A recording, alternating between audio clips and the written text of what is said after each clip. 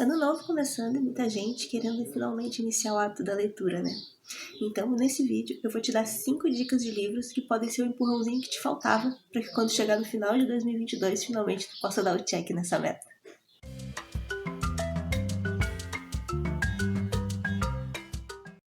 Fala galerinha, tudo bem? Para quem não me conhece, eu sou a Mariana, esse é o Perdido Entre Vidas e nós já vamos iniciar o canal já com o pé direito, convertendo as pessoas que não leem para que elas possam compartilhar as experiências dela aqui com a gente também. E por falar em compartilhar, já aproveita e já compartilha esse vídeo com aquele teu amigo que sempre promete que vai começar a ler na virada do ano e nunca cumpre. Já passa essas dicas para ele que agora ele não vai ter mais desculpas. Eu tentei escolher livros que fossem de leitura mais fácil para ajudar quem está começando e que também não fossem muito longos, também para motivar o pessoal a terminar os livros, né? E eu também tentei pegar um livro de cada gênero, assim, fazer uma diversidade maior de gêneros para que tu possa te agradar de pelo menos um livro dessa lista. E assim tu não vai sair daqui sem dica. Bom, então vamos começar com as indicações. E a primeira delas é uma ficção científica, O Guia do Mochileiro das Galáxias. Essa série, a famosa trilogia de 5, ela é uma das mais famosas do gênero, e ela tem muita sátira e muita comédia, e ela tira sarro de tudo e todos, praticamente. E como vocês podem ver, os livros eles são bem fininhos, então apesar de serem 5, dá para ler rapidinho. Mas sobre o que é essa história? Bom, o personagem principal, que é o Arthur Dent, ele acorda um dia de manhã e a Terra está sendo destruída. Então um amigo dele, Ford, consegue salvar ele, eles entram numa nave espacial e fogem da Terra antes que ela seja explodida. Só que o amigo dele, Ford, então ele descobre que ele é um alienígena e que ele estava na Terra para coletar informações para preencher os verbetes do Guia do Mochileiro, os verbetes sobre o planeta Terra. E aí ele fica frustradíssimo, porque afinal de contas ele está aqui há anos coletando essas informações para preencher o guia e agora não existe mais Terra. Então, no meio desse caos todo, o amigo dele, frustradíssimo, louco da vida, porque não tem mais Terra, todo o trabalho dele foi posto no lixo, o Arthur tem que entender por que a Terra foi destruída. E agora ele é o único terráqueo sobrevivente, né? Então eles começam a viajar por aí e aí a história se desenrola. Se a ficção científica não é muito para ti, então a gente tem também uma opção de suspense muito boa, por sinal, testada e aprovada, que é E Não Sobrou Nenhum, da Agatha Christie. Tem muito suspense, muito mistério. Nada mais é do que uma história de assassinato, como a gente gosta, para tentar descobrir quem é que é o tal do assassino. Só que o que acontece? Essa história, então, são 8 pessoas, aparentemente sem conexão nenhuma entre elas. Elas são convidadas para passar um tempo na ilha de um ricaço. Aí, quando elas chegam na ilha, elas encontram um casal de empregados que estão lá na ilha, que falam que o cara teve um contratempo e só vai poder vir no dia seguinte. Só que o único modo de chegar nessa ilha é um barco que vai uma vez por dia. Ele vai do continente para a ilha para levar mantimentos, alguma coisa assim. De noite eles vão jantar. E aí, de repente, tem um gramafone que começa a fazer certas acusações. E aí tu te pergunta, que diabos é um gramafone? A gente tem que lembrar que esse livro foi publicado em 1939. Isso era uma coisa muito comum naquela época, né? Esse gramafone ele começa a fazer acusações para todos os convidados, inclusive para os 2 empregados que estavam lá na ilha. Então fica aquele clima de tensão, várias acusações que foram ditas ali, começa a rolar várias tempestades, assim, o clima não fica propício, então o barco que faz essa travessia não consegue fazer, eles estão literalmente trancados na ilha, porque não tem como sair.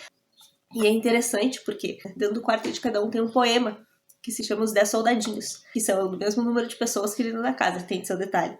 E esse poema, ele vai descrevendo a morte de cada um desses soldadinhos.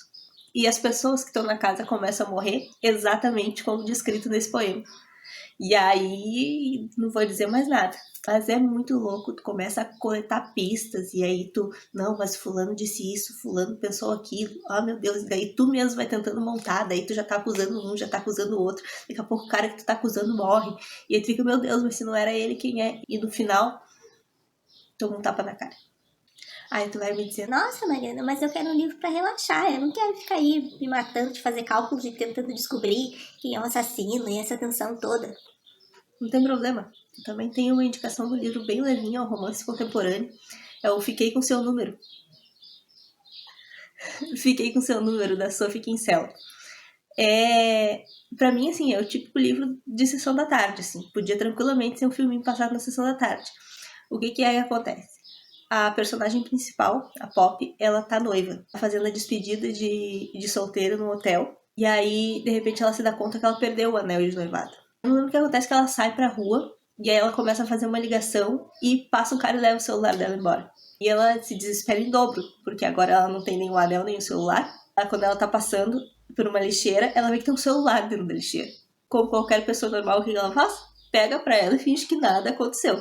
Pega esse celular e começa a distribuir esse número do celular que ela encontrou para os funcionários do hotel, para quando eles encontrarem o anel, ligarem para ela. Na verdade, aquele celular, ele era da assistente de um executivo. O executivo liga, fala com ela, diz, ó, tu tem que devolver esse celular, ele é da empresa, não sei o que. Ela disse, não vou, me obrigue. E ela disse que não vai devolver o celular até ela recuperar o tal do anel. E o cara começa a ficar possesso. Como se não bastasse, ela começa a se meter na vida do cara. Aí ele é muito rude, eu vou responder esse e-mail para ele mais educadamente. Rola uma treta danada. É bem divertido, deu muita risada. Por isso que eu digo, é típico de Sessão da Tarde. Cada coisa que essa mulher inventa, isso não pode ser normal, cara. Essa mulher não é normal. Mas pelo menos o fato dela não ser normal nos rende boas risadas, né? Que era o que a gente queria pra descansar. Um livro bem levinho, pra deixar todo mundo feliz, rindo sozinho. Chuchuzinho. Ah, não, mas eu não gosto de romance, eu não quero ficar lendo essas coisas bobinhas. Não tem problema. Eu também trouxe uma indicação de fantasia aqui. É óbvio que não podia deixar de colocar aqui o Hobbit. O Hobbit maravilhoso do nosso senhorzinho Tolkien. Ó, ele é fininho, ó. Fininho, não se apavore. Ai, cheiroso. Não se apavore, tá? Esse livro, ele foi originalmente escrito para crianças. Então ele tem uma linguagem bem fácil, ele é completamente diferente do Senhor dos Anéis. Apesar de ele ter sido feito para crianças, ele não tem uma linguagem infantilizada, o que é super interessante, né? Porque aí mantém, inclusive, os próprios adultos presos à história. E para quem até hoje não sabe sobre o que é essa história, o Hobbit, o Bilbo Bolseiro, ele é escalado pelo Gandalf para acompanhar esses anões, porque eles têm que recuperar a montanha deles de volta. Porque o dragão, o Smaug, simplesmente tomou a montanha. Ele quis tomar a montanha pra ele e aí pau com os outros. E aí agora eles têm que pegar a montanha de volta. E como é uma história de fantasia, né? Eles são ajudados pelo mago Gandalf, então a gente pode esperar muita magia, muita bola de fogo, muitas criaturas estranhas no meio dessa jornada toda. É muito legal. E fica aí, então, a recomendação de um dos meus livros favoritos, inclusive. E por fim, é claro que eu não podia deixar de indicar um clássico, né? Então eu trouxe aqui pra vocês A Revolução dos Bichos. Ó, tudo fininho, que é pra galera se empolgar e ler todos os livros dessas indicações. Essa história é sobre os bichos, veja só você, de uma fazenda. E eles decidem que os humanos estão explorando demais eles, que eles não querem mais os humanos. Então eles atacam os humanos, botam os humanos pra fora da fazenda e agora os próprios animais é que vão começar a cuidar da fazenda. E aí, como os porcos, na verdade um porco, se eu não me engano, que sabe ler, ele meio que toma as rédeas da situação e os porcos são, tipo, os caras que determinam o que é lei, o que não é, o que pode, o que não pode. E aí que é de se imaginar, né, que essa revolução que deveria ser tão igualitária, de repente não tá tão igualitária assim, né? E ele é super conhecido por ter uma forte crítica ao Stalin e todos esses regimes socialistas, comunistas e etc. E eu acho muito interessante porque como ele é descrito nesse formato de fábula, que os animais falam e tal, eu acho que fica muito leve da gente entender todos esses conceitos políticos.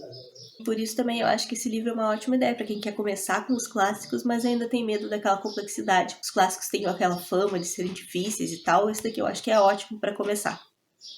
Então é isso, minha gente. Se vocês gostaram do vídeo, já deixa aquela curtida marota. E escreva aqui nos comentários também por qual dessas indicações vocês vão começar a ler. Ou se vocês acham que tem alguma indicação que fosse interessante também que eu não citei aqui nesse vídeo, já pode deixar aqui nos comentários que a gente já vai lá e já pega aquela dica boa. Aproveita também para te inscrever no canal para continuar recebendo dicas de livros para todas as situações. Espero então que tenham gostado da lista e depois me contem como foi a experiência de vocês. Até mais!